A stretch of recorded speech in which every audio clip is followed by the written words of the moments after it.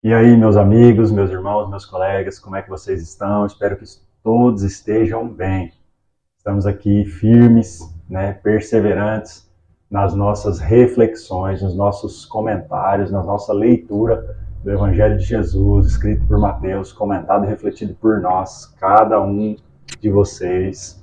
Não se esqueça de fazer a sua leitura, de fazer mesmo a sua reflexão, de acompanhar aí conosco, porque a palavra de Deus pode e vai transformar as nossas vidas. Então, faça também as suas próprias reflexões. Vamos hoje para o nosso... Vamos finalizar o trecho aí de capítulo 25 de Mateus. Nós vamos ler hoje do 31 até o 46. Vamos para a nossa leitura?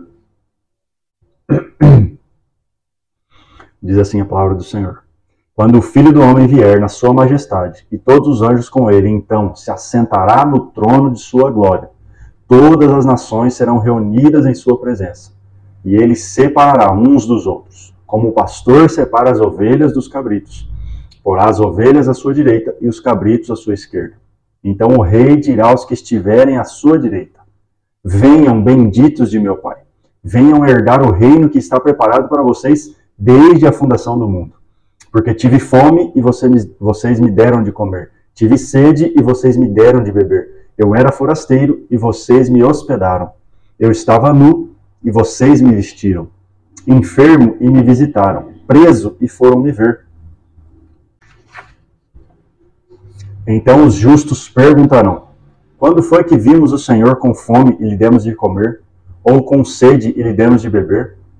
E quando foi que vimos o Senhor forasteiro e o hospedamos, ou nu e o vestimos? E quando foi que vimos o Senhor enfermo ou preso e fomos visitá-lo?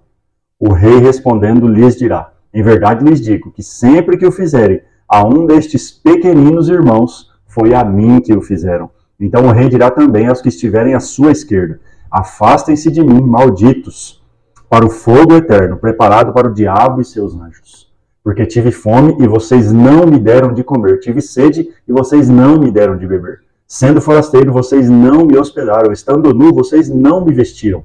Achando-me enfermo e preso, vocês não foram me ver. E eles lhe perguntarão: quando foi que vimos o Senhor com fome, com sede, forasteiro, nu, enfermo ou preso, e não o socorremos?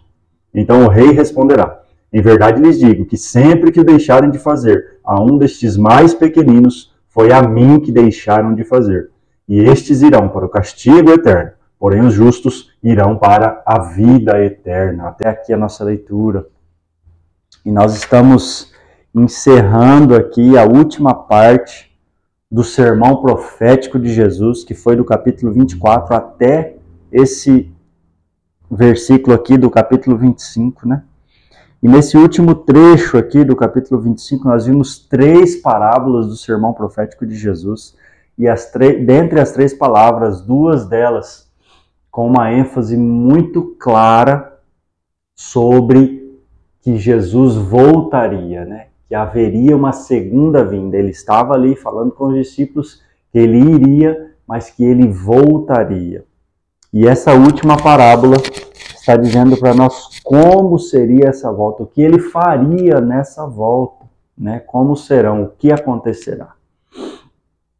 E é muito claro também nessa parábola, mediante a leitura completa, nós vemos que haverá um julgamento, né? Ele fará uma separação entre os povos, né?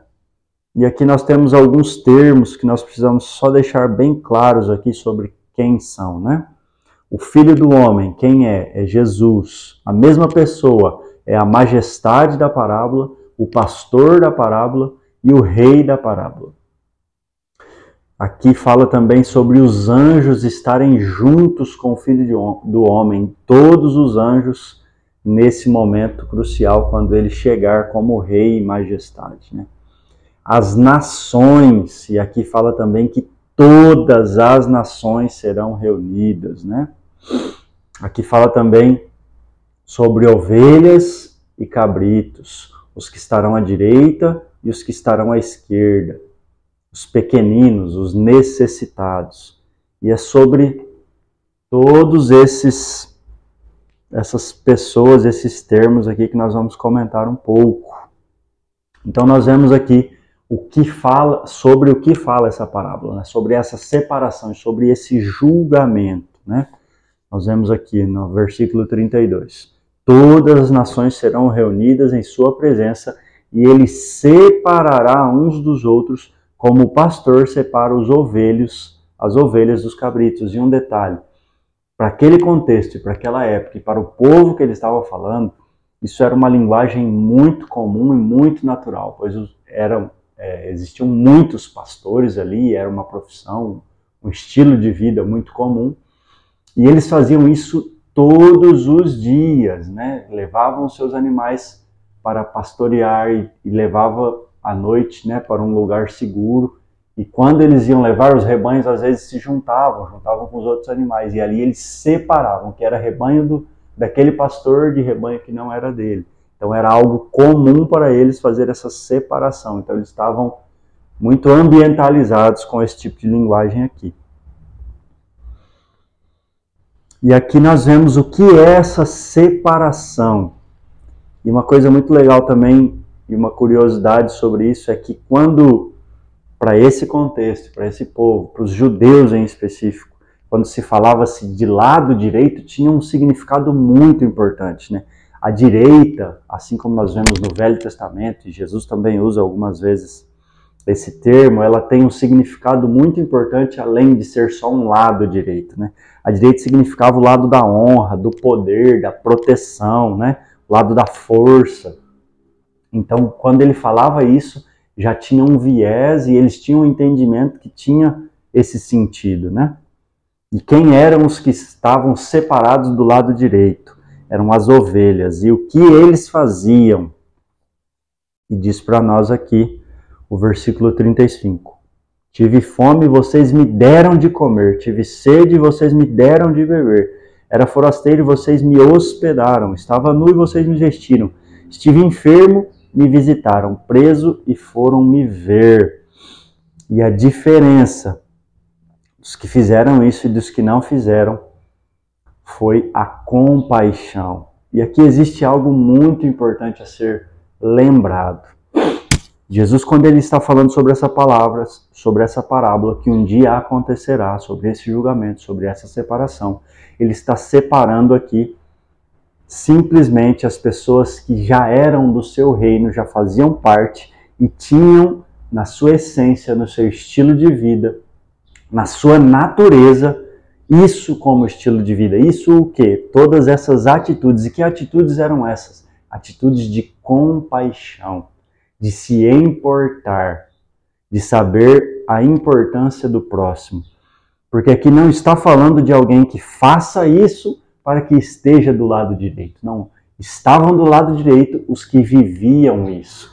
E existe uma grande diferença nisso. Nós precisamos prestar atenção nisso, porque senão entendemos de forma errada e achamos que precisamos fazer isso forçadamente, e se fazermos isso teremos uma recompensa, né, e receberemos isso. Mas, na verdade, a ênfase em específico sobre esse assunto não é na obrigação de fazer para receber algo, mas um estilo de vida dos filhos de Deus. A essência deles, a natureza deles era ter compaixão. Isso estava dentro, isso fazia parte de quem nasceu de novo, né? Estar e permanecer em Deus é viver esse estilo de vida, se importando e tendo compaixão. E uma coisa muito legal aqui, que é legal a gente enfatizar também, ele fala sobre ter fome, alimentar, sobre ter sede, né? Oferecer ajuda ao necessitado. Mas aqui nos dois últimos, por exemplo, sobre o enfermo e o preso, ele não fala sobre cura nem libertação, né? Nós falaríamos, estive enfermo e você, talvez pensaríamos, né, seria curado, ou estive preso e eu seria liberto. Não, ele fala sobre visitar, sobre se importar, sobre estar junto em qualquer situação. E isso é claramente para nós um sentimento de compaixão. E como eu disse, não somente um momento, mas um estilo de vida. E quem eram esses necessitados, esses pequeninos? E aí, se nós formos procurar em outros contextos aqui para trás, nós veremos que são todos aqueles que precisavam, que os necessitados são os pobres, os carentes, os que carecem, os que precisam, né, em todos os contextos possíveis como sociedade, seja ele material, emocional, espiritual. Então é o que supre as necessidades em todos esses sentidos, né? E o Filho do Homem se coloca nesse lugar. Ele falou que quando fizessem a esses pequeninos estariam fazendo a mim. Ou seja, nós estamos sendo como Deus ali, tanto no lugar do necessitado quanto no lugar do que está fazendo algo para ele. E a grande diferença entre os da direita e os da esquerda é que os que têm um estilo de vida de compaixão, têm isso na sua natureza, como estilo de vida, demonstram as suas marcas nas suas atitudes. E os que estão à sua esquerda demonstram claramente isso também.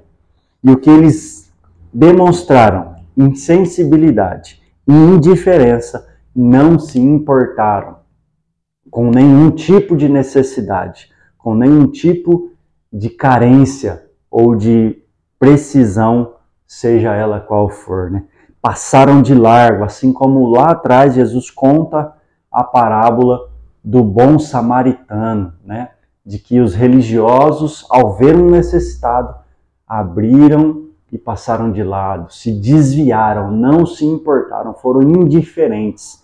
E aqui da mesma forma, nós vemos esses que foram separados do lado esquerdo, que são chamados aqui, né, a diferença das ovelhas e dos cabritos. Mas os que foram insensíveis, indiferentes, não se importaram e passaram de largo a necessidade do seu próximo. Por isso precisamos entender que quando fazemos, nós fazemos por Ele, com Ele e para Ele. Nesse momento, nós vemos claramente a interação do Deus conosco. Nós vemos que é uma realidade de um Deus que não está distante, mas que vê, olha o necessitado, se importa com ele, se importa com as nossas atitudes perante a eles, ou se nós somos esses necessitados e as atitudes dos outros perante a nós. Nós vemos claramente um Deus relacional aqui. E qual é a importância de sabermos sobre isso? Que um dia haverá um juízo, que um dia haverá um julgamento, que um dia haverá uma prestação de contas. E nós vemos nessa parábola claramente sobre isso. As nossas atitudes, aquilo que falamos, a forma como vivemos, um dia será toda computada, comparada e prestado conta disso. E aqui nós precisamos lembrar disso com muito temor e com muita responsabilidade, a forma como que vivemos, principalmente aos que se dizem cristãos, aos filhos de Deus e aos que são chamados seguidores de Cristo. Versículo 46. E estes irão para o castigo eterno, porém os justos irão para a vida eterna. Claramente nós vemos o resultado do que acontecerá no dia do julgamento e dessa separação. Os que foram justificados pelo sangue de Jesus irão para a vida eterna. E os que foram separados para o castigo eterno terá sofrimento eterno na separação de Deus. Vamos orar. Pai, em nome de Jesus, muito obrigado pela Tua palavra, pelos alertas que o Senhor nos dá, pela clareza que o Senhor nos dá de quem o Senhor é. Um Deus tão grande, tão santo, tão poderoso, mas ao mesmo tempo um Deus relacional, que se importa conosco e com as nossas necessidades, e também com a nossa conduta e a responsabilidade de como vivemos nessa terra. Abre os nossos olhos, Deus, e implanta em nós a essência do Senhor de compaixão uns pelos outros, e um estilo de vida que é natural, que faz parte da nossa essência e da nossa vida, Deus, ter compaixão e se importar com as pessoas. Faz isso através do Teu Espírito e da transformação nas nossas vidas através da Tua santa palavra. É a minha oração por mim e pela vida dos meus irmãos, em nome de Jesus. Deus abençoe você.